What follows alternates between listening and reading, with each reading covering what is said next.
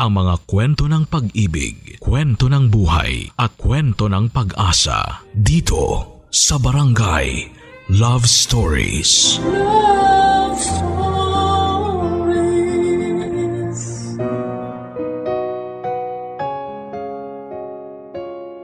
Maswerte ka kung makikilala mo ng maaga yung taong gusto mong makasama ng panghabang buhay.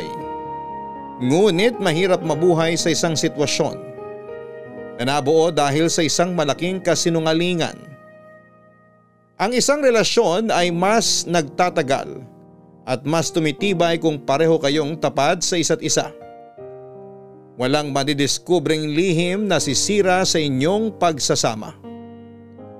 Sa pagpapatuloy ng kwento ng kabarangay nating si Dex, nadiskubre niya ang lihim ng itinuring na niyang asawa na si Queen. Ano kaya ang gagawin ni Dex matapos niyang madiskubre ang lihim na yon? Yan ang mapapakinggan natin ngayong araw dito lamang sa mga kwento ng pag-ibig, buhay at pag-asa sa nangungunang Barangay Love Stories. Dear Papa Dudut, isang mapagpalang araw sa iyo at sa lahat ng mga nakikinig ngayong araw. Ako po si Dex, dati akong palikero. Nagkaroon ako ng girlfriend noon na kalaunan ay naging fiancé ko pero hindi natuloy ang kasal namin dahil aksidente akong nakabuntis. Hindi naging madali para sa akin na tanggapin ang batang bunga ng pagkakamali ko noon pero natutunan ko rin naman itong mahalin. Pati na rin ang kanyang ina. Kung kailan maayos na ang pagsasama namin at itinuturing ko ng asawa yung nanay nung bata, ay saka ko naman nadiskubre ang lihim niya. Papadudot, matapos kong malaman na hindi ko naman pala anak ang panganay naming si Joseph ay nakipaghiwalay ako kay Queen. Ang alam ng mga bata ay magtatrabaho muna ako sa malayo pero ang totoo ay gusto ko nang makalayo sa babaeng nanloko sa akin. Sa tagal ng panahon niya akong pinaniwala sa kasinungalingan niya. Hindi madali para sa akin na magpatawad at tanggapin na lamang ang lahat. Kaya naman kinagabihan ang araw na malaman ko ang lahat, ay nag-impake na ako ng mga gamit ko at nagpa siyang lumayo na muna. Sa galit ko noon ay ginugol ko ang oras ko sa pagpaparty at sa madalas na pag-inom. Sa madaling salita ay nagbuhay binata ako, Papa Dudut. Nakipag-meet ako sa kung sino-sinong babae at gaya ng gawain ko noon. Wala akong intensyon na makipagrelasyon sa kanila, Papa Dudut. Nakipagkita lamang ako para magpalipas ng init ng katawan. At ganoon din naman sila kaya hindi yon naging problema. Sinubukan akong tawagan ni Queen at maraming beses niyang ginawa yon. Pero ni isa sa mga tawag niya ay wala akong sinagot, Papa Dudut. Parang naging bato ang puso ko pagdating sa kanya. Ayoko siyang makita at mas lalong ayokong marinig ang boses niya dahil baka isa na namang kasinungalingan ang lumabas sa bibig niya. Ayoko nang magpaloko ulit. Sa paghihiwalay naming dalawa para ako nagkaroon ng kalayaan. Pansamantala kong kinalimutan ang problema ko. Pero nang muli kaming magkausap ng kaibigan kong si Leo ay may nalaman ako mula sa kanya, Papa Dudut.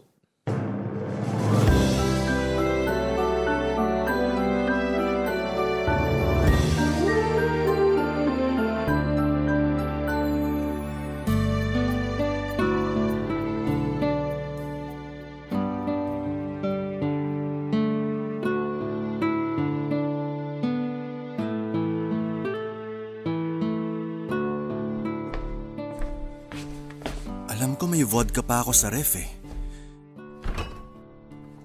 Nice! Sabi ko na nga ba may kalahating bote pa ako eh.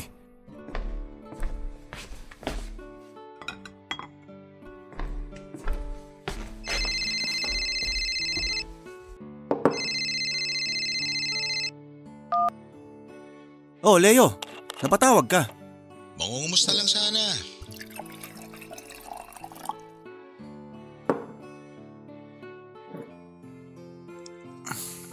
Teka, umiinom ka ba? Oo, Mukhang napapadalas na naman yan ah. Kailan ka pa naging mahinang nilalang? Sira ulo. Ngayon lang to. Rest day ko ngayon tsaka tinatamad pa ako lumabas. Wala rin naman akong gagawin dito kaya uminom na lang ako mag-isa. Layo naman kasi ng tinutuluyan mo. Eh di sana, dinamaya kita dyan sa paglalasing mo. Sino bang naglalasing? Huwag mo na itanggi tol. Wala ka na maililihim sa akin. Kamusta nga pala sa kumpanyang nilipatan mo? Okay naman. Yun lang? Wala ka bang ibang ikukwento? Ano namang ikukwento ko? Wala namang ibang nangyayari.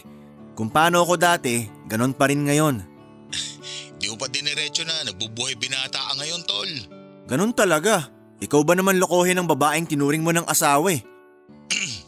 Speaking of asawa, pasensya na tol pero babanggitin ko na rin sa'yo to. Mukhang nagigipit na ngayon si Queen. Napahiram ko siya ng pang-grocery nung nakaraan. Eh hindi ko naman matanggihan gawa ng mga bata. Tol, wag mo sana mamasamain pero wala ka pa bang balak na bumalik? Tol, ayokong pag-usapan si Queen at yung mga bata. Naiintindihan ko naman yung galit mo pero tol, tatay ka pa rin ni Ellie. Nadadamay na rin siya sa mga nangyayari. Ay, magkano ba inutang ni Queen sa'yo? Ako nang magbabayad, pero wag mo na muna sasabihin sa kanya. Sigurado ako matagal pa yun makakabayad sa utang niya, kaya ako nang bahala. O sige, pero hindi pa naman ako naniningil. Nabanggit ko lang talaga sa'yo. Baka lang kasi interesado ka ring malaman yung sitwasyon nila ngayon. Eh ikaw, kumusta naman kayo ng pamilya mo? Okay pa rin naman. Maswerte nga kami na hindi kami nagkakaroon ng problema ng tulad sa inyo. Tol, kaya nga pala ako napatawag. Ano? Binitin mo pa? Sinimulan mo na rin lang naman, ituloy mo na. Hindi na ako magpapaligoy-ligoy, tol. Kilala ko na kung sino yung nakabuntis kay Queen. Sino siya? Bigay mo sa akin pangalan. Kailangan ko siyang makausap. Siya punot dulo nitong nangyayari sa buhay ko ngayon. Teka lang, kumalma ka muna. Pangalan pa lang kasi yung alam ko. Magtatanong-tanong pa ako. Yun naman pala eh. Tsaka ka na magkwento kapag buo na yung detalye. Kailangan ko talaga siyang makausap. Kasi hindi ako papayag na ako pa rin yung sasalo sa kagaguhan niya. Ano bang plano mo kapag nakausap mo na siya? Ano pa? Eh di ibabalik ko sa kanya yung anak niya? Di ko na problema kung paano niya tatanggapin yung bata.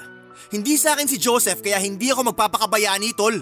Pero, kala ko ba napamahal na rin sa'yo si Joseph? Oo.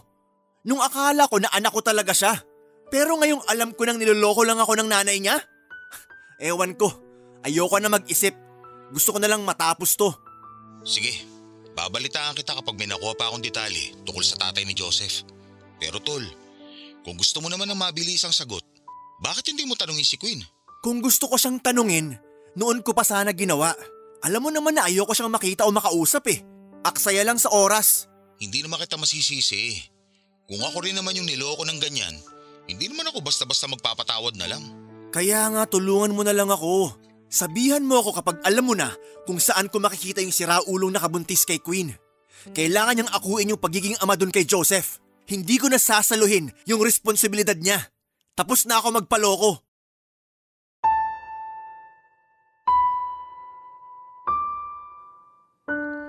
Kahit na ilang buwan na rin ang nakalipas mula noong umalis ako sa dati kong apartment ay hindi pa rin nabawasan yung bigat sa dibdib ko dahil sa nangyari sa akin, Papa Dudut.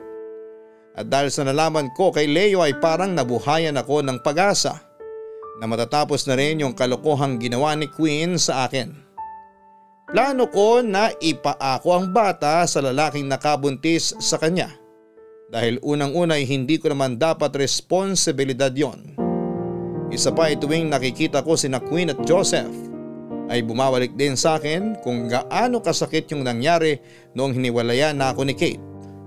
Buti pa nga si Kate, kasal na siya at mukhang maayos naman ang buhay na meron siya. Samantalang ako ay naging biktima ng isang manloloko. At ang masakla pa roon ay tumagal pa ng ilang taon yung pang-uuto sa akin. Pakiramdam ko tuloy na ako yung pinaka-estupidong tao sa mundo para maloko ng ganon. Sa galit ko ng time na yon ay naisip ko rin na ipaako sa nakabuntis kay Queen pati ang anak naming si Ellie. Para kahit yun na lang sana ang kabayaran sa panlolokong ginawa niya sa akin. Hindi ko na naisip na mali yun at aminado naman ako na naging makasarili na ako sa puntong yon. Pero yun talaga ang nararamdaman ko Noong lumipas ang ilang buwan na wala pa rin akong nakuhang balita mula sa kaibigan kong si Leo, nagdesisyon na akong hayaan na lamang yung naisip ko sanang plano. Inisip ko na lamang na responsibilidad na ni Queen na alagaan at suportahan Papa Dudut ang mga bata bilang kabayaran sa ginawa niya. Kaya tulungan man siya ng nakabuntis sa kanya o hindi ay wala na akong pakialam pa. Humingi ng tulong si Queen sa mga magulang niya at hindi naman siya tinanggihan ng mga ito. Pero hindi niya sinabi yung totoong problema na nalaman ko na ang katotohanan na hindi ko totoong anak si Joseph. Sinabi niya lang na nagkaroon kami ng kaunting hindi pagkakaunawaan. Iningatan ni Queen na masyadong umasa sa mga magulang niya dahil baka magtanong na ang mga ito tungkol sa dahilan ng naging away namin. Matagal-tagal din siyang hindi nangulit sa akin. Pero nagulat na lamang ako noong bigla na lamang siyang sumulpot sa bago kong tinutuluyan, Papa Dudut.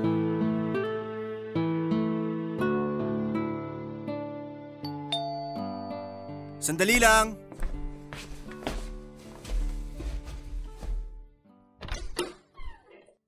Dex, Anong ginagawa mo rito? Tsaka paano mo nalaman na dito ako nakatira? pasensya ka na. Nakiusap na kasi ako kay Leo. Kailangan kitang makausap. Para saan pa? Hindi ka pa ba nakontento sa panloloko mo? Nabitin ka pa yata eh. Dex naman. Hindi ako nagpunta rito para dugtungan pa yung pagsisinungaling ko sa'yo. Kahit kumpirmahin mo pa kay Leo yung mga sasabihin ko, ayos lang sa akin. Gusto ko lang patunayan na magsasabi na ako ng totoo ngayon. Ano bang kailangan mo? Pera? Nahiya ka pang sabihin. Sa itsura mo pa lang, alam ko ng pera yung pinunta mo rito. Siguro, baon na baon ka na naman sa utang at hindi ka na pinapatulog ng mga inutangan mo. Alam kong nakakahiya, pero nandito ako para humingi ng suporta para sa mga bata. Please naman, Dex. Kailangan namin ng tulong mo. Hindi ko na to kaya ng mag-isa. Sana naisip mo yan bago mo ako pinagmukhang tanga. I'm sorry. Sabihin mo sa akin kung ano ang pwede kong gawin para mapatawad mo ko. Gagawin ko kahit ano. Huwag mo lang pabayaan yung mga bata. Ang gusto kong gawin mo, umalis ka na at huwag ka na ulit magpapakita sa akin. Yun lang yun, Queen. Please, Dex. Kahit para sa mga bata na lang. Tigilan mo nga yung kakagamit mo sa mga bata para patawarin kita. Ikaw yung may malaking kasalanan sa akin. Kung problema mo yung panggastos niyong tatlo, bakit hindi ka lumapit sa nakabuntis sa'yo? Ipaako mo na rin sa kanya pati si Ellie. Ikaw naman ang ama ni Ellie. Ako yung may kasalanan sa'yo kaya sana huwag mo naman silang idamay sa pagpapahirap mo sa akin. Huwag na nating idamay yung mga anak natin. Mga anak natin? Hindi ko anak si Joseph. Ibang lalaki yung nakabuntis sa'yo. Baka nakakalimutan mo. Pero anak mo si Ellie. Kaya gusto mo ituring ko na ring anak si Joseph? Ibang klase rin yung kapal na mukha mo. Alam mo, mas mabuti bang umuwi ka na lang. Wala kang mapapala sa akin. Ganyan ka na ba katigas ngayon? Kaya mo na bang pabayaan na lang yung mga anak mo? Nangako ka noon na magiging responsable kang ama. Tama! Ikaw na nga rin yung may sabi. Noon. Nangako ako noon. Iba na ngayon. Suporta lang naman ang hinihingi ko. Alam ko naman na ayaw mo kung makita o makausap, kaya sige, kung ayaw mo, titiisin ko yon. Pero hindi ko kayang makita na nahihirapan yung mga bata. At saka, hinahanap ka na rin nila. At sa tingin mo kasalanan ko kung bakit nangyayari yun sa kanila? Hindi. Kaya nga nagmamakaawa na ako sa'yo. Huwag mong pabayaan yung mga bata. Inosente pa sila sa nangyayari. Hindi ko nga sinabi kay Joseph na hindi ikaw ang tatay niya eh. Kasi masasaktan siya. Wala sanang masasaktan kung nung una pa lang nagpakatotoo ka na. Ako sana yung ikakasal kay Kate kung hindi mo ako pinaniwala na anak ko si Joseph. Sana pala hinayaan ko na lang na ipalaglag mo siya nung pinagbubuntis mo pa lang. Nakonsensya pa ako. Eh hindi naman pala ako tatay nun. Sobra ka naman. Wala naman siyang kasalanan dito ah. Mabait siyang bata. Alam mo yun. Oo, mabait nga. Hindi mo katulad na wala ng konsensya at hiyang natitira sa katawan. Akala ko pa naman matino kang babae. Sige. tatanggapin ko lahat ng mga sinabi mo. Manloloko, walang konsensya, walang hiya at masamang babae. Sabihin mo na lahat basta wag mo lang pabayaan sina Joseph at Ellie. Si Ellie lang yung susuportahan ko. Hindi ko aakuin yung pagiging ama kay Joseph. Ibigay mo siya dun sa tatay niya. Papadudot kahit labag sa kalooban ko noon ang pakikipag-usap ko kay Queen na itinis ko na lamang yon para hindi na niya ako kulitin pa. Una ang desisyon ko na si Ellie lang ang susuportahan ko dahil siya lang naman ang anak ko sa kanya. Naawa ko kay Joseph pero ayokong saluhin ang responsibilidad na hindi naman dapat sa akin. Unfair naman kung ako pa ang maghihirap sa kalokohan ng ibang tao. Kinausap ni Queen ang ama ni Joseph at sinabi niya ang tungkol sa nangyari sa kanila at yung pagdadalang tao niya. Pero kahit na anong pilit niyang akuin ito, si Joseph ay hindi na pwede dahil pamilyado na siya. Kasal na ito kaya hindi na umubra yung katulad sa ginawa ni Queen sa akin noon. Dahil sa nangyari bumalik na naman siya sa akin para magmakaawa. Parang wala siyang kapaguraan, Papa Dudut. Pero kahit na ano pang sabihin niya noon ay hindi na ako nagpadala sa pagmamakaawa niya. Malinaw na ang usapan namin na si Ellie na lamang ang susuportahan ko. Ako pa rin naman ang nagbabayad ng renta sa dati kong apartment. Pero hanggang doon na lang ang kaya kong itulong sa kanya. Hindi ko na hinayang makapasok ulit siya sa buhay ko dahil matagal nang tapos ang relasyon namin na siya mismo ang sumira.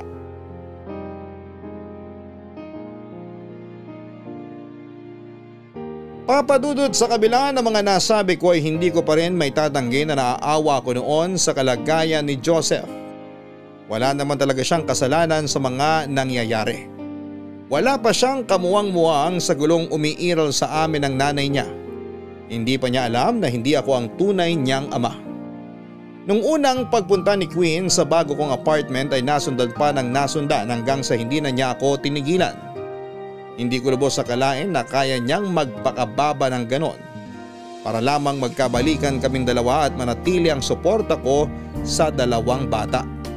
Pero kahit na ano pang dahilan niya ay hindi pa rin yon umubra sa akin. Sinubukan kong i-distract ang sarili ko sa pagpaparty pero noong tumagal-tagal, bigla na lamang akong nagsawa sa ginagawa ko. Hindi ko maintindihan kung bakit kahit na anong pilit ko natanggalin si Queen sa sistema ko ay hindi ko pa rin magawa, Papa Dudut. Kung gaano siya kakulit noong ipinagbubuntis pa lamang niya si Joseph at ako ang sinasabi niyang ama nito, ganon din siya noong humihingi siya ng tawad sa nagawa niya. Pero ayoko nang umabot pa noon sa punto na lalambot ako dahil sa ginagawa niyang panunuyo o pamimilit sa takot na maloko ako ulit. Nagpatuloy ako sa pagpapadala ng pera para kay Ellie pero sinisigurado ko na sa anak ko lang yon mapupunta at hindi kay Joseph. Hindi ko alam kung anong ginagawa noon ni Queen para suportahan ang mga gastusin ng panganay niya. At sa totoo lang ay hindi ko na yon inalam pa, Papa Dudut. Buti na isipan mo na akong puntahan dito sa apartment ko. Tagal na rin kasi nung huling beses na magkasama tayong uminom. Dumayo ka lang dito para sa alak? Teka, pinayagan ka ba ng asawa mo? Hindi ako papayagan nung pag nagsabi ako. Kaya ayun, di na lang ako nagpaalam. Siraulo ka talaga. Kailan ka ba kasi babalik sa dati mong apartment? Mag-6 na buwan ka na rito ah. Baka naman balak mo nang bumuo ng bagong pamilya dito. Wala akong plano na magparami ng lahi sa kung sino-sino. Kay Queen. Hindi rin. Tama na yung isa. Himala, hindi uminit ang ulo mo nung nabanggit ko pangalan niya. Nakapag-usap na kasi kami. Okay na kayo? Syempre hindi. Paano naman kami magkakaayos? Hindi nga mawala-wala yung galit na nararamdaman ko pag nakikita ko siya. Ano ba nangyari sa pag-uusap niyo? Nag-away lang kayo? Nagkasundo naman kami na kakausapin niya yung nakabuntis sa kanya para ipaako si Joseph. Pero nitong nakaraan lang, bumalik na naman siya sa akin. Nagmamakaawa. Hindi raw tinanggap yung bata. Problema ko pa ba yun? Ay, huwag ka sana ma-offend tol pero Hindi ka ba naaawa kay Joseph? Wala ka na ba kahit konting malasakit lang doon sa bata? Hindi naman ako kasing sama ng iniisip mo. Gusto ko lang naman na pagdusahan ni Queen yung ginawa niya. Pero habang nahihirapan si Queen, nahihirapan din si Joseph. Tol, mahal na mahal ka nung bata. Nung huling beses na nakita ko sila, hinahanap ka niya sa akin. Tinatanong kung alam ko raw kung kailan ka babalik. Namimiss ka na raw nilang dalawa ni Ellie. Kinokonsensya mo ba ako? Kailangan ko pa bang gawin yun, Tol? May puso ka pa naman. Paganahin mo yan. Gustuhin ko man siyang patawarin, hindi ko alam kung paano ko sisimulan. Ay, kumusta ba sila? Gaya ng dati, nagigipit pa rin si Queen. Nanghiram nga ulit ng pera sa akin kaso hindi ko kinaya yung gusto niyang hiramin. Kaya napahiram ko lang ng konti. Medyo kinapos na rin kami ni Mrs. eh. Sa katapusan pa kami makakaluwag-luwag talaga. Tatawagan nga sana kita pero naisip ko baka pag-awayan nyo lang yun. Kung problema sa pera at sa'yo lumapit, pwede mo namang sabihin sa akin. Pag sa akin okay lang na lumapit siya. Pero pag sa'yo tinataboy mo. Tapos kapag pinahiram ko, binabayaran mo naman. Bakit kaya hindi mo na lang bigyan ng pera? Magkano ba inutang niya sa'yo? 3,000 lang, Tol. Yun na lang yung nakayanan ko ipahiram eh. Sabi niya, gagamitin niya daw pagpapacheck up. Pampacheck up? Bakit? May sakit ba siya? Sa pagkakalam ko, nung huling kita namin, may trangkaso siya. Tapos ilang araw na rin nilalagnat yung anak mo si Ellie. Ano? Bakit di niya sinasabi sa akin? Paano nga sasabihin kung ayaw mo naman kausapin? Sabi niya, hindi ka sumasagot sa mga tawag niya. Pinupuntahan ka niya rito pero hindi mo naman daw pinagbubuksan. Kaya malamang, ginawa niya na lang ng paraan. Wala naman siyang ibang pwedeng gawin kundi mangutang. Kumusta si Ellie ngayon? May sakit pa rin ba? Yun ang hindi ko alam. Mas mabuti siguro kung pupuntahan mo na lang. Seryoso ka ba? Alam mo kung anong mangyayari pag bumalik ako doon. Makikita ako ni Joseph at aasa pa yung bata. Eh di mamili ka. Anak mo o yung galit mo kay Queen?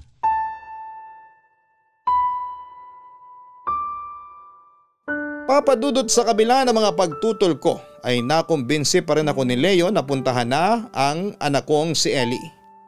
Pero bago yun ay hinanda ko na ulit ang sarili ko sa pagkikita namin ulit ni na Queen at Joseph.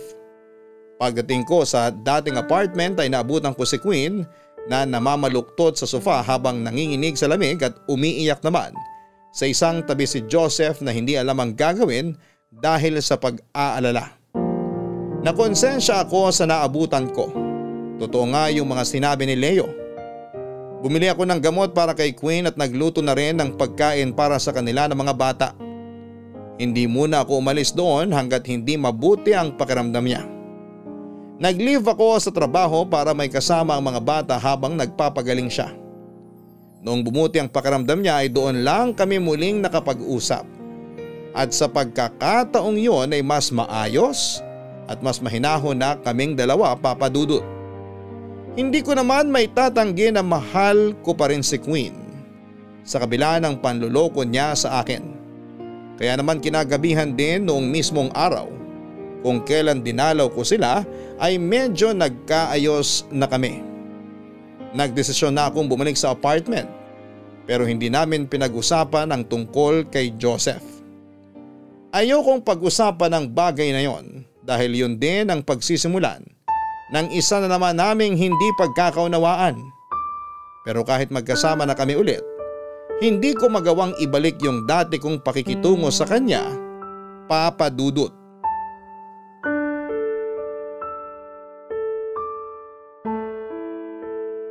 Bakit hindi ka pa kumakain?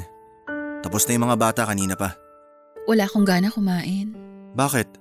May sakit ka pa ba? Wala na. Anong problema? Ikaw? Ako? Paano naman naging ako yung problema mo?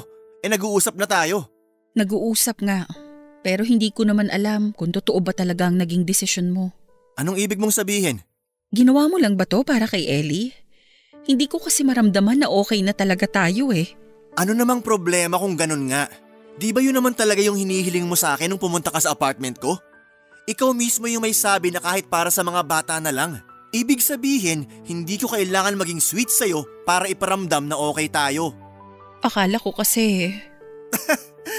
Akala mo ano? Na nandito ako kasi tanggap ko na lahat? Nandito ako para magpakaama sa anak ko.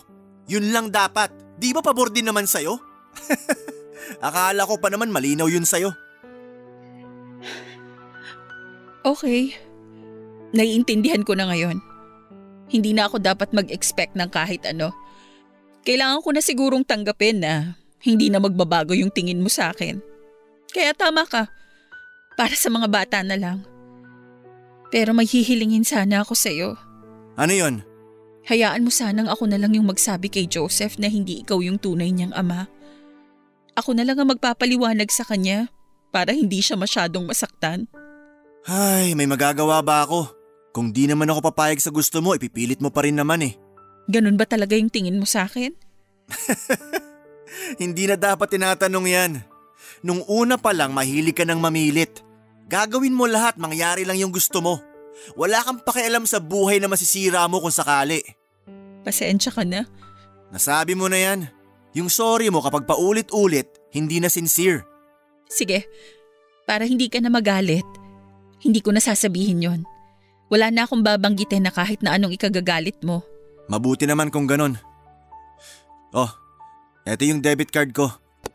Nandyan na rin sa card holder yung pin niyan. Hindi ka na mangungutang kay Leo o kahit na kanino. Bayaran mo na rin yung mga inutang mo. Baka magulat na naman ako na bigla na lang may mag-chat sa akin para sabihing matagal ka nang hindi nakakabayad ng utang. Hindi mo ba naiisip? Nakahihiyan ko rin yung ginagawa mo? Nagmumukha akong irresponsableng ama sa dami ng utang mo. Kung hindi ko naman ginawa yon, magugutom yung mga bata. Ay, basta bayaran mo na lang yung mga utang mo.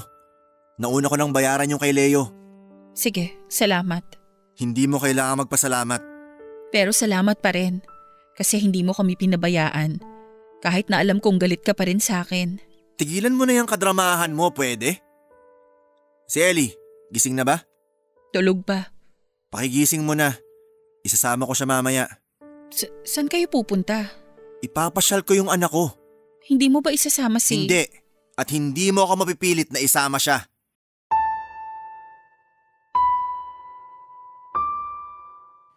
Kahit nagsasama na ulit kami ni Queen, ipinaramdam ko sa kanya na napilitan lamang ako makipagbalikan sa kanya kahit na taliwas yon sa totoo kong nararamdaman. Lagi kong sinasabi na ginagawa ko lang yon para kay Ellie. Pero sa katagalan, hindi ko pa rin naman natitiis na hindi pagtuunan ng atensyon si Joseph. Nagtatalo ang kalooban ko pagdating sa batang yon. Yung tipong kahit buo na ang desisyon ko na hindi ko siya aakuin, pero kapag naririnig ko siyang nagsasalita lalo na yung mga tawa niya ay parang gusto ko nang bumigay. Pero hindi naman yon tuluyang nangyari, Papa Dudut. Muli akong lumipat ng trabaho at maswerte naman akong nakabalik sa dati kong pinagtatrabahuhan kaya hindi ako nahirapan. Isa pa ay may sapat na rin naman akong ipon kaya hindi problema sa akin kung hindi agad ako makakahanap. Dahil maghapon akong nasa trabaho, nagawa kong umiwas kay Queen at sa anak niya. Magkahiwalay din kami ng tinutulugan. Hindi tulad noong magkasama kami sa isang kwarto. Maraming pagkakataon na gusto ko siyang lapitan, hawakan at gawin yung madalas naming ginagawa noon. Pero pinigilan ko ang sarili ko dahil gusto kong maramdaman niya yung galit ko. Gusto kong maramdaman niya na hindi ganon kadaling magpatawad. Hanggang sa dumating yung araw na nagtanong na si Joseph kung bakit magkahiwalay na kami ng kwarto at hindi rin masyadong nag-uusap. Bukod sa mabait, matalino rin siyang bata kaya napapansin niya kagad yung mga nangyayari sa bahay. Pero hinayaan ko na si Queen na magpaliwanag sa kanya. Baka kasi kung ako ang makakausap niya ay bigla ko na lamang masabi ang katotohanan. Papa Dudut, tumagal pa ng 1 taon ang ganong setup namin ni Queen. Hindi kami masyado nag-uusap pero ginagampanan ko naman ang pagiging ama kay Ellie. Kung meron man akong naitutulong noon para kay Joseph ay sa pinansyal lang yon at wala nang iba. Sa tinagal-tagal na nga po ng panahong lumipas ay saka naman biglang sumagi sa isipan ko si Kate. Kaya gumawa ako ng paraan para muli kaming magkausap, Papa Dudut.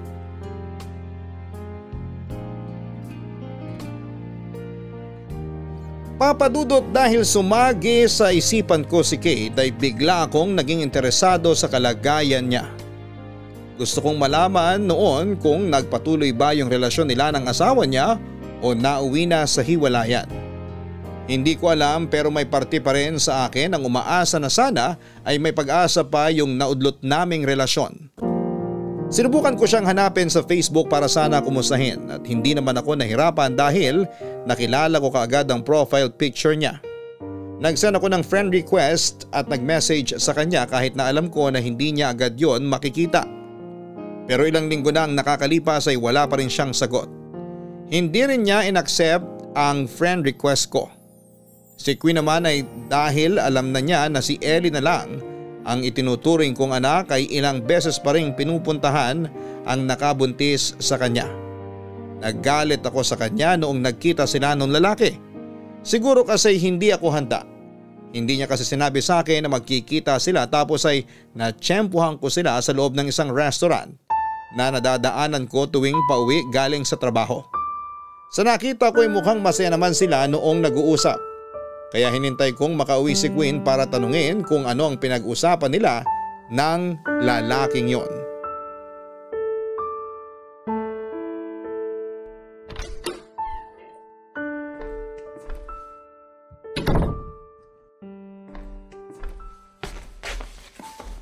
Saan ka galing? Sa labas, may kinausap lang. Si Nina, umalis na ba? Pinauwi ko na kanina. Ibang klase ka rin, no? Siya pa talaga yung pinagbantay mo sa mga bata para makipaglandian sa ibang lalaki? Lumabas lang ako para subukan ulit kumbinsihin yung tatay ni Joseph. Pasensya na. Hindi ko na kasi alam yung gagawin ko eh. Naaawa na ako sa anak ko. Nagpapasalamat naman ako na nandito ka para kay Ellie. Pero hindi lang naman siya yung nangangailangan ng ama eh. Dami mo pang sinasabi. May napala ka ba sa lakad mo? Siguro naman sa tagal nyo nag-usap, nakumbinsi mo na siya. Hindi pa rin eh. Nagbigay lang siya ng konting panggastos kanina. Pero hanggang doon na lang daw yung kaya niyang ibigay. Ayaw niyang magpakita kay Joseph. Ganun siya ka-irresponsable? Hindi siya nangako ng kahit ano. Sabi niya, sana raw, yun na yung huling beses na magkakausap kami. Kapag nalaman kasi ng asawa niya yung tungkol doon, hihiwalayan siya kaagad. Ganun din naman ako nun ah. Relihiyoso rin ang pamilya niya. Ayaw nila ng kahihiyan kaya iniingatan niyang malaman ng mga magulang niya yung nangyari sa amin. Kaya pala pumayag ka na lang sa gusto niya. Wala na akong magagawa. Mahal na mahal niya yung asawa niya, Dex. Mahal na mahal ko rin noon si Kate. Pero nagpumilit ka na panagutan ko yung anak mo sa iba. Sinira mo kami! Hinayaan ko na siya kasi naiintindihan ko naman siya. Halos pareho lang kami ng sitwasyon sa pamilya namin. Wow! Buti pa siya naiintindihan mo. Samantalang nung ako yung nasa posisyon niya na kinukulit mo para sa ipinagbubuntis mo, hindi mo ako naintindihan. Pinilit mo lang yung gusto mo kasi makasarili ka. Kaya ba galit na galit ka pa rin sa akin? Kasi gusto mo pa rin na maging kayo ni Kate? Nanghihinayang ka pa rin ba na hindi kayo yung nagkatuluyan? Kung sabihin kong oo. Nakita kong mini-message mo pa rin si Kate kahit hindi siya nagre-reply sa'yo. Kaya sigurado ako, mahal mo pa rin siya. Karapatan ko naman sigurong mahalin yung gusto ko, di ba? At ikaw, wala kang karapatan na makialam sa mga ginagawa ko at ganoon din sa personal kong gamit. Hindi mo naman malalaman na nag-message ako kay Kate kung di mo pinakailaman gamit ko eh. Tsaka kung makipag-usap man ako sa kanya o makipagkita, ano naman sa'yo? Hindi mo na ba talaga ako mapapatawad kaya mas gusto mo akong saktan? Hindi ko alam, Queen. Kung single ba ngayon si Kate, babalikan mo ba siya? Kung gusto mo ng makatotohanang sagot, oo, babalikan ko siya. Kasi kami naman talaga dapat yung magkasama, kundi ka lang ng gulo. Sana ako na lang si Kate. Ang swerte-swerte niya. Kasi mahal na mahal mo siya. Minahal din naman kita, pero sinamantala mo yun. Ginamit mo yung pagmamahal ko sa'yo para magmukha akong tanga. Hanggang ngayon nga hindi pa rin ako makapaniwala na may nakapanloko sa akin eh. Ang masaklap lang dun, sa dinami-rami ng tao na manloloko sa akin, ikaw pa! Kung kailan mas mahal na kita kaysa kay Kate.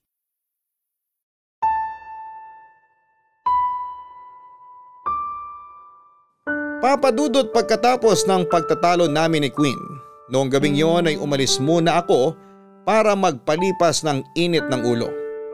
Habang tumatagal kasi, Na magkasama kaming dalawa ay mas lumalala rin yung hindi namin pagkakaunawaan.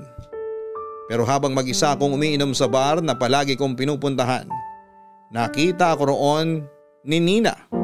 Sa nakaraang bahagi ng kwento ko ay ipinakilala ko si Nina bilang kaibigan ni Queen at isa rin siya sa 3 babae na nakasiping ko noong birthday ko. Siya rin kasi yung madalas na pinag-iiwanan ni Queen sa mga bata. Dahil kilala naman namin ang isa't isa ay hindi na siya nailang na makipag-usap sa akin. Tinanong niya kung ayos na raw ba kami ng kaibigan niya, pero hindi ko sinagot yon. Bukod sa wala ko sa mood na magkwento ay ayoko ring dumami pa yung nakakaalam sa nangyayari sa amin ni Queen. Pero kahit na hindi ko sinasagot noon ang mga tanong niya, marami pa rin siyang ikinuwento. Hindi lang tungkol sa sarili niya kundi pati na rin kay Queen at sa mga gawain nila noon. Papadudot sa lahat ng mga sinabi ni Nina, doon lang ako natigilan sa huling sinabi niya. Wala sana siyang intensyon na sabihin yon, pero nadulas na siya. Nabanggit niya sa akin ang plano ni Queen na magtrabaho na sa Dubai. Hindi niya binanggit kung anong magiging trabaho nito roon, pero para akong binuhusan ng malamig na tubig dahil doon. Alam ko na naman na hindi na rin niya nagugustuhan yung pakikitungo ko sa kanya. Pero hindi ko akalain na umabot na pala yon sa puntong gusto na niyang lumayo, papadudot.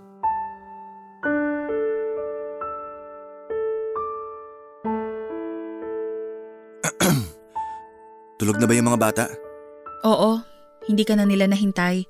Sabi ko naman sa kanila may kailangan ka lang asikasuhin. Okay. Kumain ka na ba? Oo. Ikaw baka nagugutom ka, ipaghahain kita. Hindi, wag na. Hindi naman ako nagugutom. Pasensya ka na nga pala kanina. Nagalit ka na naman dahil sa akin. Huwag ka mag-alala, matatapos na rin to. Anong ibig mong sabihin? Wala. Wala naman. May hindi ka sinasabi sa akin. Alam mo namang ayoko ng sinungaling, di ba? Kaya kung may gusto kang sabihin, huwag mo nang patagalin. Actually, meron talaga. Pero alam kong ikakagalit mo lang din yon. Kaya hindi ko na lang sinabi sa'yo. Aalis ka. Paano mo nalaman? Hindi na mahalaga kung kanino ko nalaman. Paano yung mga bata? Si Ellie, pwede mo naman paalagaan.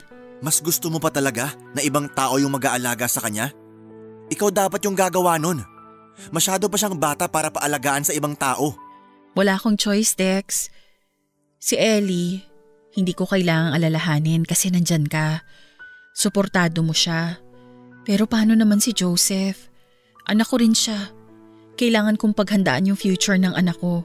Kaya mas pinipili mo siya kaysa kay Ellie? Wala akong pinipili. Aalis ka nga, di ba? Kaya mong mapalayo kay Ellie para kay Joseph. Huwag mo nga akong konsensyahin. Hindi ko naman gagawin yun kung tinanggap mo na lang sana si Joseph. Minahal mo na siya bilang anak mo. Ganun ba kahirap na gawin ulit yun ngayon? Ako naman yung may kasalanan sa iyo eh. Sa akin mo na lang sana ibinunton yung galit mo. Anong plano mo kay Joseph? Iiwanan mo rin sa akin? Hindi ako papayag. Wala naman akong ibang mapag-iiwanan sa kanya. Baka pwedeng dito na lang muna siya. Magbabayad na lang din ako na mag-aalaga sa kanya. Pero habang wala pa akong pera, baka pwedeng… Hindi. Hindi pwede. At ayoko maiwan sa akin yung anak mo. Dex naman. Pansamantala lang naman yun eh. Sa tingin mo hindi ko alam kung ano tong ginagawa mo? Gusto mong iwanan si Joseph para maging malapit kami ulit. Tapos ano? Tanggap ko na siya at anak ko na rin siya. Ganun ba? Bakit ba masyadong matigas ang puso mo? Hindi naman masamang bata si Joseph. Mahal na mahal ka nga niya eh. Hindi ako magkakaganito kundi dahil sa'yo. Kaya ako nasasaktan yung anak mo. Walang ibang pwedeng sisihin kundi ikaw. Ang damot mo, Dex! Wow! Saan ako naging madamot? Binigay ko na nga lahat kahit hindi naman dapat. Kaya paano ako naging madamot? Sige nga! Ano pa bang pwede kong gawin para pumayag ka? Wala. Kung aalis ka, isama mo siya. Kung ayaw mo, edi huwag kang umalis. Gumawa ka ng ibang paraan para buhayin yung anak mo. Yung pag-alis ko lang yung nakikita kong paraan para mabilis akong makaipon. Yun ba talaga? O baka naman gusto mong umalis para makaganti ka sa akin? Para kapag nasa malayo ka na, pwede ka na magbuhay dalaga. Huwag mo ako igaya sa'yo na nagkaroon lang ng problema, bumalik na agad sa pagiging binata. Ano? Natahimik ka kasi totoo? Paano mo nalaman yon? Hindi na rin mahalaga kung kanino ko nalaman. Pero ito lang yung masasabi ko sa'yo. Kahit gaano pa kasama yung tingin mo sa akin, hindi ko pababayaan yung mga anak ko. Sila yung una kong iisipin bago ko subukang lumandi sa ibang lalaki. Papa Dudut, medyo tinamaan ako sa sinabing yun ni Queen. Tama naman siya. Doon ko na na-realize na sa tindi ng galit ko noon sa kanya ay naging makasarili na ako at nagbuhay binata ako at mas inuna pa yung sarili kong kaligayahan kesa sa anak ko. Pero pagkatapos ng pag-uusap namin ay ilang araw din kaming hindi nagkibuan. At sa hindi naman inaasahang pagkakataon ay nag-reply si Kate sa mga message ko sa kanya, Papa Dudut. Bagamat tipid ang mga naging sagot niya, masaya pa rin ako na hindi niya binabaliwala ang pangungumusta ko sa kanya. Nalaman ko na maayos pa rin sila ng asawa niya dahil matino naman daw ito. Biniro pa niya ako na malayong malayo raw ako sa asawa niya. Hindi naman ako na-offend sa mga sinabi niya dahil alam ko naman na may pagka-wild talaga ako noong magkakilala kami. Tulad ko ay may anak na rin siya. Hindi ko alam pero masaya ako para sa kanya. Nagkaroon pa kami ng maikling kwentuhan tungkol sa naging buhay namin. Inaya ko siya na makipagkita sa akin pero tumanggi na siya noon. Hindi na rin naman ako namilit dahil ayos na sa akin na nakapag-usap kami. Pagkatapos noon ay meron pa akong na-realize, Papa Dudut.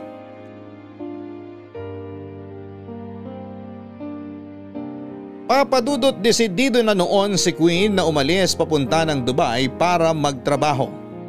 Nagsimula na siyang mag-asikaso ng requirements kaya alam ko na tuloy na talaga siya noon. Nakaramdam ako ng awa sa kanya noong nalaman ko na nangutang siya kay Nina ng panggastos. Bukod pa roon ang utang niya kay Leo at sa isa pa niyang kakilala para lang mabuo ang halagang kailangan niya. Nangako raw si Queen na magbabayad ng utang kapag nakailang buwan na sa trabaho at dadagdagan na lamang ng interest. Plano niya rin na iwan na lamang si Joseph kay Nina at babayaran na lamang ito sa pag-aasikaso sa bata. Sakto rin kasi noon na nagsimula na sa work from home setup si Nina kaya may oras pa itong mag-alaga ng bata kung sakali. Noong makita ko mga gamit ni Queen na nakahanda na para sa pag-alis niya ay medyo napaisip na ako. Pero nagtatalo pa rin ang isipan ko kung ano ang dapat kong gawin kaya tinawagan ko ulit si Kate. Sumagot naman siya pero tumanggi na siyang makipag-usap. Nakiusap lang ako kahit kaunting oras para marinig kung ano pa ang mga sasabihin niya. Pinayuhan naman niya ako matapos kong sabihin na paalis na si Queen. Dahil doon ay parang naliwanagan ako, Papa Dudut.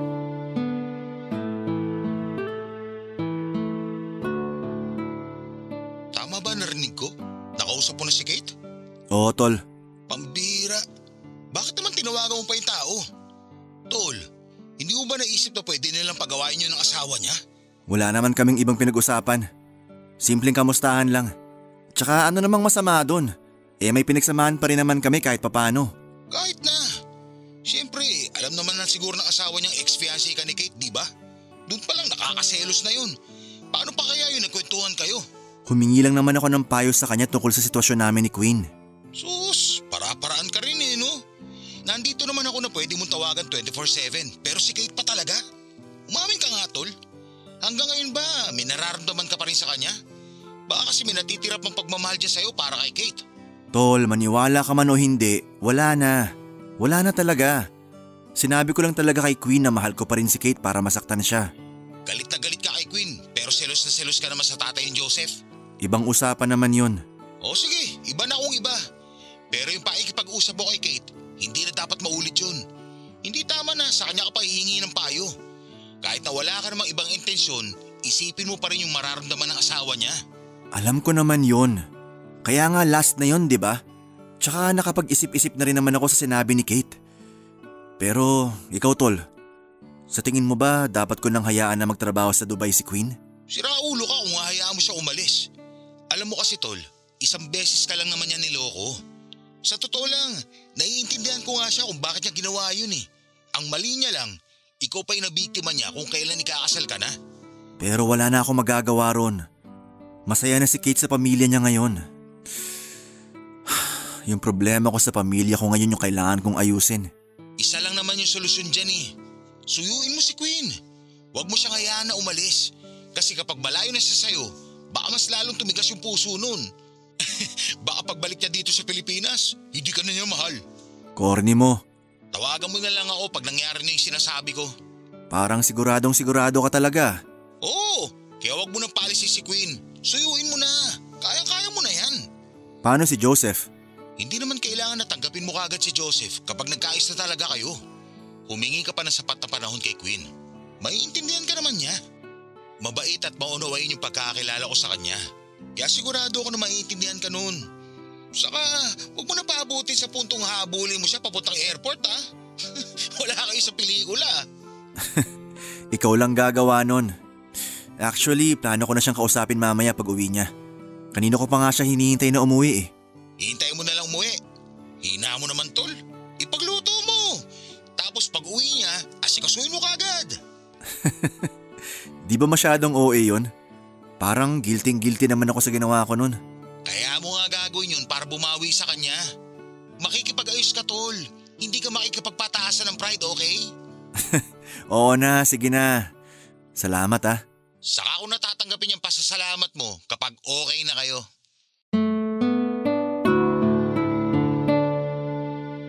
Papadudot mas naliwanagan ako ng gabing yon. Ipinarealize sa akin ni na Kate at Leo na kahit niloko ako ni Queen, ay maswerte pa rin ako dahil mabait at responsableng ina ang babaeng kasama ko. Ang sabi pa nga ni Leo, huwag ko raw ubusin ang oras ko sa pagkimkim ng galit. Tama siya. Lumilipas naman talaga ang sama ng loob. Pero yung oras na pwede ko pang makasama si Queen at maayos ang pamilya namin ay pwedeng matapos kaagad kung wala akong gagawin. Halos pareho ng mga sinabi sina Leo at Kate. Pareho nilang gusto na makipag-ayos ako kay Queen. Isa pa ay naisip ko rin yung mga sakripisyong ginawa niya para sa anak namin. Noong naging makasarili ako ay wala naman akong narinig na reklamo sa kanya. Kahit na pinabayaan ko na silang mag-ina. Humingi lang siya ng tulong noong hindi na niya kaya. Papadudot hindi kami kaagad nakapag-usap ni Queen nang makauwi siya. Inabutan na kasi ako noon ng antok pero noong nagising ako ay narinig ko na may umiiyak sa kabilang kwarto. Kahit na hindi ko tignan ay alam ko na si Queen yon. Pinuntahan ko siya pero hindi ako kaagad nakalapit nang makita ko kung gaano siya kalungkot habang pinagmamasdan sina Ellie at Joseph na magkatabing natutulog. Parang nilamon ako ng konsensya sa mga nakita ko, Papa Dudut.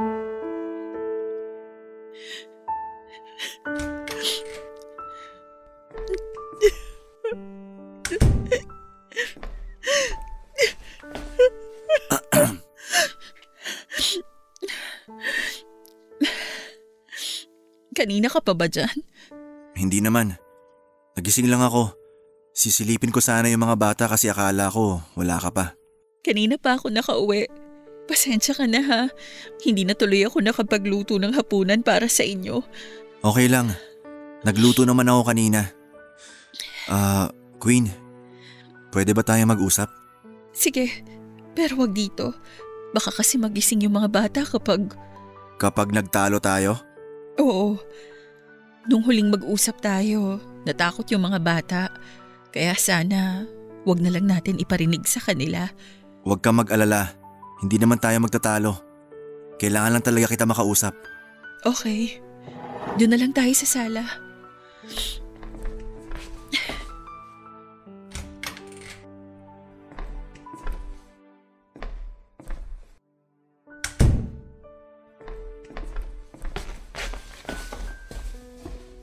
Upo ka muna. Ano bang pag-uusapan natin? Kung tungkol to kay Joseph, nagawan ko na ng paraan. Pumayag na si Nina na sa kanya ko muna iiwan ang anak ko. Nagkasundo kami na babayaran ko na lang siya kapag nagkasweldo na ako sa trabaho ko sa Dubai. Kailangan mo ba talagang umalis? Kailangan ko, Dex. Sarili ko na lang yung meron ako ngayon at may anak ako na umaasa sa akin. Hindi na pwedeng wala akong gawin. Alam ko at naiintindihan ko naman yung rason mo. Kaya kung papayag ka, ako nang bahala sa mga gastusin. Ako nang bahala sa lahat, kahit sa pampaaral kay Joseph. Sigurado ka ba sa sinasabi mo? Araw-araw mo siyang makikita. Palagi akong hihingi ng pera sa'yo para sa kanya. Ayoko naman na palagi na lang natin pagtatalunan yung suporta para sa isa ko pang anak. Masakit din kasi yun sa akin bilang nanay niya. Alam ko, pero seryoso ako sa sinabi ko na ako na rin yung gagastos para kay Joseph. Hindi ka magagalit? Hindi. Sabi ko nga ako nang bahala sa lahat. Bibigyan kita ng access sa bank account ko. Pwede mong kunin dun yung mga kailangan nyo kung nahihiya ka magsabi sa akin. Kung may gusto kang bilhin para sa sarili mo, dun mo na rin kunin. Seryoso ka ba? Seryoso ako, Queen. Kaya ko naman kayong suportahan. Wala naman akong duda ron. Ang iniisip ko lang kasi, nakakahiya naman kung magiging pabigat din ako sa'yo. Paano ka naman magiging pabigat?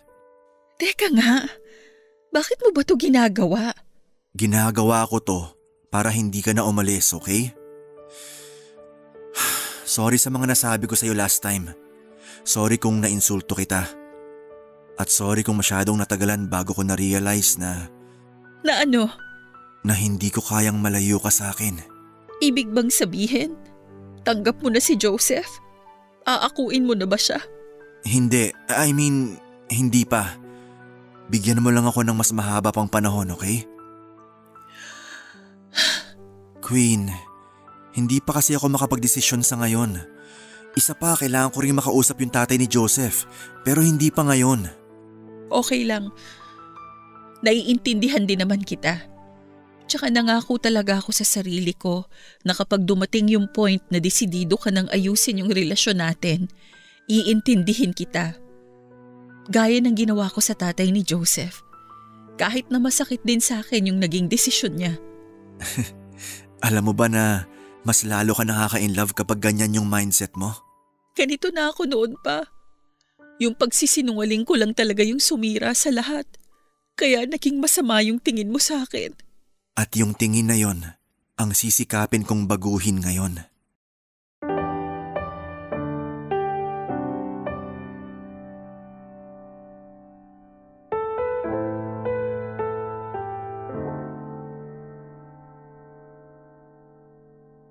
Papadudot hindi natuloy sa pagpunta si Queen sa Dubai. Ako na rin ang nagbayad ng inutang niya para sa pag-asikaso ng requirements niya. Kung hindi rin naman dahil sa akin ay hindi niya maiisipang umalis. Mas naging maayos yung relasyon namin kesa noong una. Maayos naman ang lahat maliban lang sa relasyon ko sa anak niyang si Joseph. Dumating yung pagkakataon na kinausap ko na yung tatay noong bata nang hindi alam ni Queen. Nagkita kami noon sa isang restaurant na malapit lang sa pinagtatrabahuhan ko. Ang akala ko ay mabait siya gaya ng kwento ni Queen pero mukhang inutulang siya ng lalaking yon. Walang maayos na may sagot ang ama ni Joseph sa mga tanong ko noong kami na ang nag-uusap. Lalaki sa lalaki. Pero paulit-ulit niyang sinasabi na hindi niya maalala kung paano nabuntis si Queen. Sa dami na raw ng naikaman niyang babae ay hindi na niya natatandaan kung sino-sino pa ang mga yon at kung kailan nakasama ang mga ito. Gusto kong maniwala dahil naging gawain ko rin naman yon pero habang kaharap ko siya ay napansin ko yung pagkakahawig nila ni Joseph. Inamon ko pa siya na magpa-DNA test pero wala raw siyang panahon at panggastos para doon. Mahaba pa ang naging usapan namin at halos hindi talaga kami magkasundo. Pero nung ipinakita ko sa kanya ang picture ni Joseph ay bigla siyang natigilan. Kahit na hindi niya sabihin ay alam ko na lukso ng dugo yung naramdaman niya. Yun ang unang beses na nakita niya ang mukha ni Joseph. Noong kinausap siya ni Queen ay wala naman daw itong ipinakita na kahit na ano. Kaya ganoon na lamang ang pagkagulat niya nang makitang kamukha nga niya yung bata. Bago matapos ang pag-uusap namin, nangako siya na gagawa ng paraan para maisama na si Joseph. Hindi ko alam kung paano kinausap ng ama ni Joseph ang asawa nito pero ilang linggo lang matapos Yung pag-uusap namin ay pumunta ito sa apartment. Yun ang unang pagkikita nila ni Joseph. Nakahinga naman ako ng maluwag noong mabilis silang nagkasundo ng bata. Umayag ito na kunin si Joseph pero sinigurado namin na magiging maayos ang kalagayan ng batang itinuring kong anak sa loob ng ilang taon. Sa ngayon, Papa Dudut, ay maayos pa rin kaming nagsasama ni Queen bagabat si Ellie na lamang ang kasama namin. Palagi naman naming binibisita si Joseph. Kinukumusta namin siya at nami-miss niya raw si Ellie kaya ipinagpaalam namin siya sa tatay niya para isama sa mga lakad namin. Hindi ko nga akalain na magkakasundo pa kami ng tatay ni Joseph. Hindi nito ipinagdamot sa amin ang bata dahil kung tutuusin daw ay utang na loob pa nito sa akin ang pagpapalaki kay Joseph. Sobrang pinagsisihan niya raw na hindi niya pinanagutan si Queen. Hindi niya nasabi yon dahil may nararamdaman pa siya rito. Kung hindi dahil sobrang saya niya sa anak niyang si Joseph. Natanggap na rin daw ng asawa niya at mga magulang nila ang nangyari. Kaya kampante na akong nasa poder na nila si Joseph. Siguro'y nagtataka yung ibang mga nakarinig nitong pinagdaanan ko.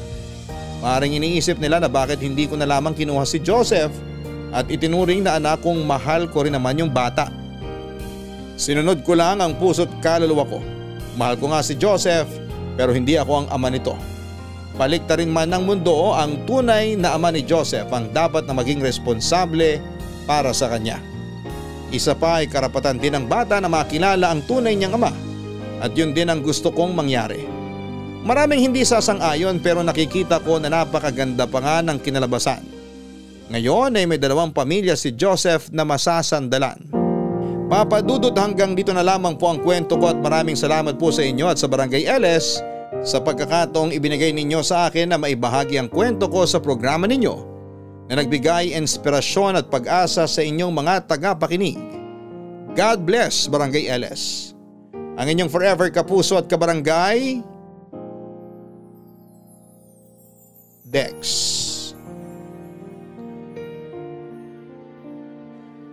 Mga kabarangay, ang pagpapatawad ay nakadepende sa sitwasyon at hindi sa opinyon ng ibang tao. Madaling sabihin na magpatawad na lang tayo tuwing dumarating sa punto na yung tao namang nagkasala sa atin ang agrabyado. Mahirap ipilit ang pagpapatawad kung hindi pa ito bukal sa ating kalooban. Ganito po ang naranasan ngayon ng sender nating si Dex. Hindi pa niya kaya magpatawad dahil hindi pa siya lubusang nakakausad sa nangyari sa buhay niya. At nangyayari naman po ito sa kahit na sino. Hindi lahat makakapagpatawad sa loob lang ng ilang minuto o ng ilang araw. Hindi rin ito dapat na minamadali dahil ang tunay na kapatawaran ay nagbibigay ng kapayapaan at hindi ng bigat ng kalooban. Hanggang sa muli, ako po ang inyong si Papa Dudut sa mga kwento ng pag-ibig, buhay at pag-asa sa Barangay Love Stories number 1. Sabay-sabay nating pakinggan ang iyong kwento ng pag-ibig, buhay at pag-asa. Ipadala lang sa barangaylovestories@yahoo.com. Nagustuhan ng iyong napakinggan? Ituloy yan via live stream sa www.gmanetwork.com/radio.